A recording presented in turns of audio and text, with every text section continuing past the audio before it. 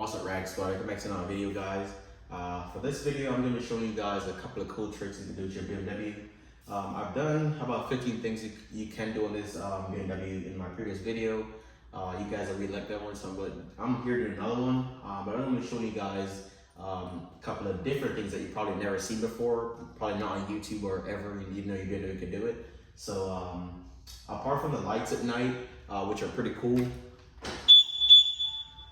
yeah, apart from the pretty cool carpet lighting and all that type of stuff, the BMW has quite a few cool things that you could probably do, but you didn't know you can. So if you follow me inside, I'm gonna go ahead and show you guys.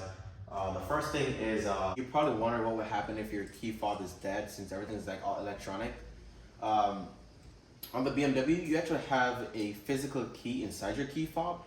So if you see this little button right here, if you press it, you pretty much take out this like metal key, and then this thing right here on the side of your driver door, if you like pull the lock towards you and then put your hand behind it, you could like pop this little clip out. So push your finger behind it and then it comes right out. And then now you could actually put your key inside there and then you turn it, and that lets you inside your BMW since your key fob is dead. Then once you get inside the BMW, there is this little icon right here with like a key fob, like right on the steering column. If you put the key fob like right there, it will detect the signal from the key, and then you're able to start the vehicle without actually having to like have the key fob sense it. Like you get inside the vehicle, the battery is dead, so it obviously won't sense the key fob.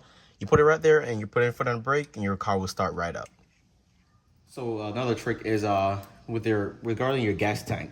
So if you tap on your gas tank, it would open, but obviously if the car is locked, then it won't open. Now it's open. The trick here is when you open your gas tank to go fill up at the gas station, so you usually click it to open it, and then you probably just have it like hanging right here until you fill up.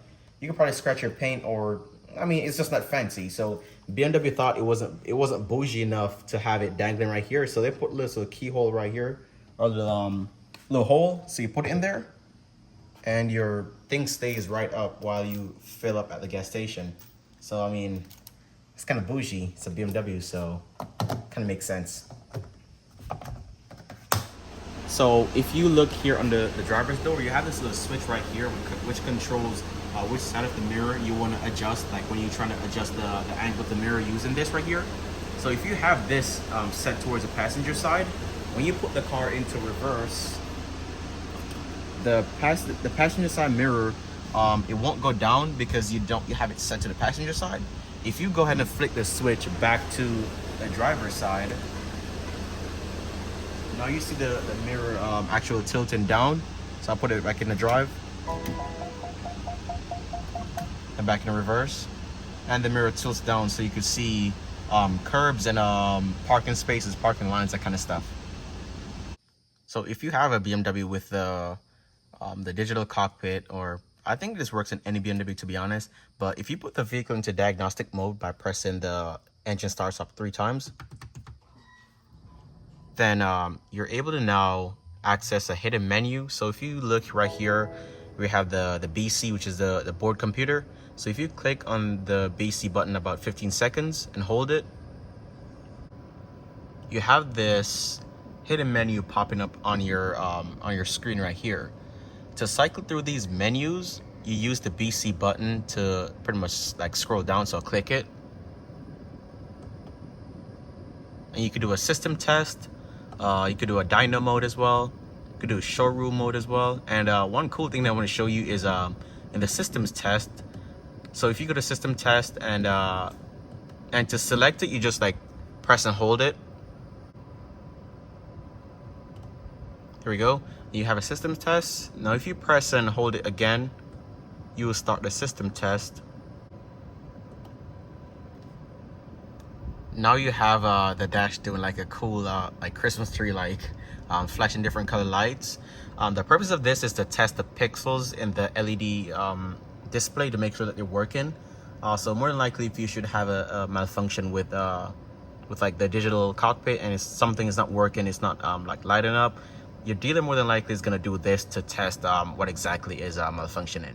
For those of you with like an M340 or a full-blown M, unlike mine, you could utilize your dyno mode in the same menu right here. So you highlight it, and then you press and hold again the BC button for like 15 seconds, or maybe less. Then it prompts you to start the dyno mode. You turn the DSC off. So down here, you just press the stability control. So press and hold it. DCT is off. Then you press it again. Now we have the DSC fully deactivated. Now you go back to your BC button and press it.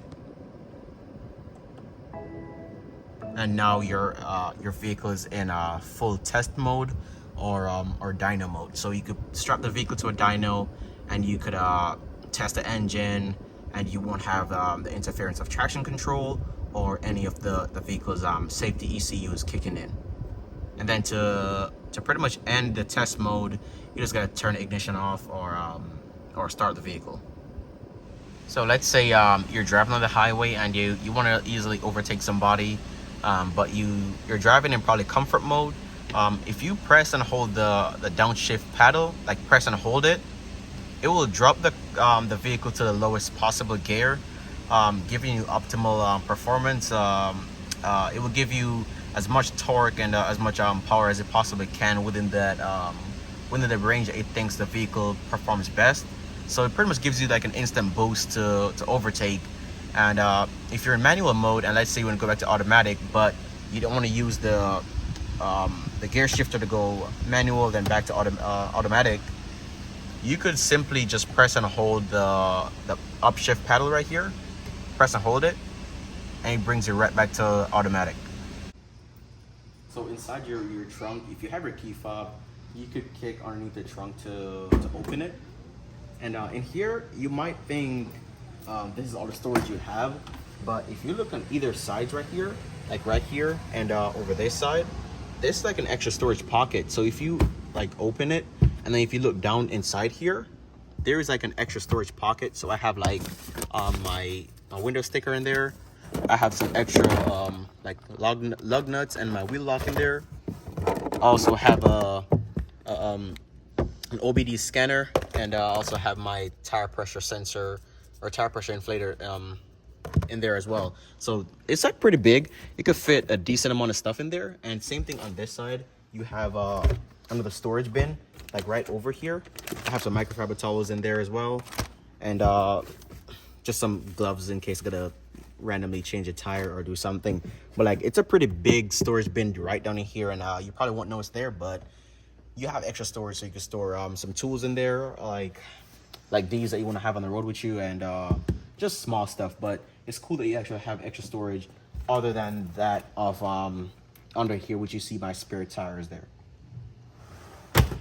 So right where the wipers are right here, like you can't like lift them up fully. So like if you're washing the car, you just want to have them up so you could fully clean your glass. It hits on the hood and probably scratch your paint, and that also damage the wiper blades. So to have it up in a service position, I'm gonna show you guys how to do that. First, you turn the ignition on. So like just click it on for a sec, and then you click it back off, and then you press and hold the windshield wiper switch down.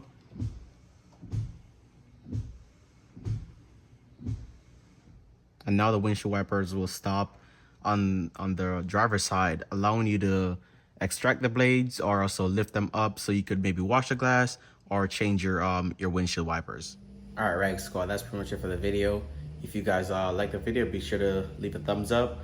Make sure you actually go to the comment section and leave a comment below. Tell me what's your most useful feature from this video, and also what new features you'd like me to show you guys in the BMW.